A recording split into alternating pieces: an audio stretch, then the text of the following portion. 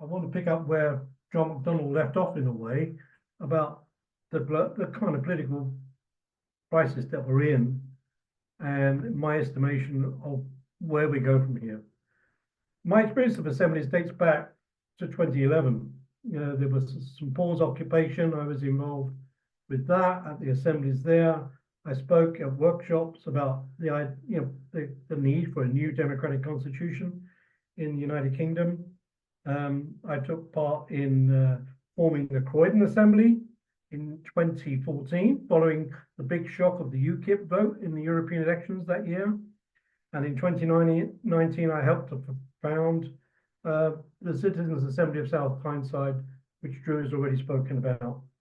I think all these assemblies, going back to the early 2010s, are a response in one way or another to an absence of effective and meaningful democracy, locally, nationally, and internationally.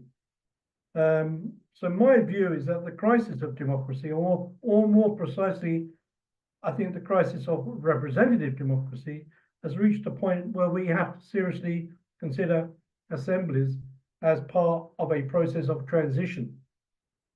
To what, you may ask? Well, to what we could loosely call the power of the people, which, as many of you will know, is the translation from the Greek of the term demokratia, demos and kratia, people and power. To quote Al Gore, some of you may remember Al Gore, the democratic process has been hollowed out. How has this happened, and is there any way back? Gore, ironically, was vice president to Bill Clinton, you may remember, who with Tony Blair integrated politics and the state into the service of corporate and financial power. This period of deregulation and marketization of public services is also known colloquially as neoliberalism. It is this new period in which the role of the state, its institutions and actors is explicitly subordinated to promoting, facilitating and encouraging the market economy, which is, I think, behind this crisis of democracy. As we know, this approach was derailed by the financial calamity of 2008, when the state had to bail out the banks so that the system could continue to function. The long period of austerity that followed, with sharply falling real wages and living standards, shows no sign of ending. The global economy has failed to recover from 2008. I know this is the global view, but in my view, this is the background to our present crisis. The state's post-1945 promise even functioned to protect the interests of its citizens in terms of welfare, health, and living standards is now very much a dead letter, and governments seem more like managers than politicians. Some might suggest that the current administration very much fits that picture. And into this decline, we know, has stepped right-wing populism with some success.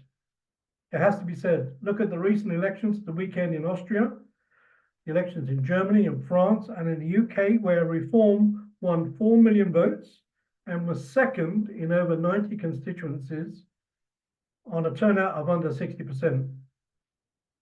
In the United States, Trump and Harris are neck and neck, with the November election too close to call. So in a kind of broad perspective, in my view, this is an end of history moment we're living in. I don't think it's, I think Rich explained this kind of next stage of the struggle, but I think we've also reached an end stage. The triumph of so-called Western forms of governance, which announced by, Francis Fukuyama following the collapse of the Soviet Union, now seem very hollow. So I think representative democracy, designed in many ways to keep people away from power and at a distance from power, is in turmoil. Some believe it can be patched up, resurrected by a participation in assemblies, offering proposals to existing state institutions.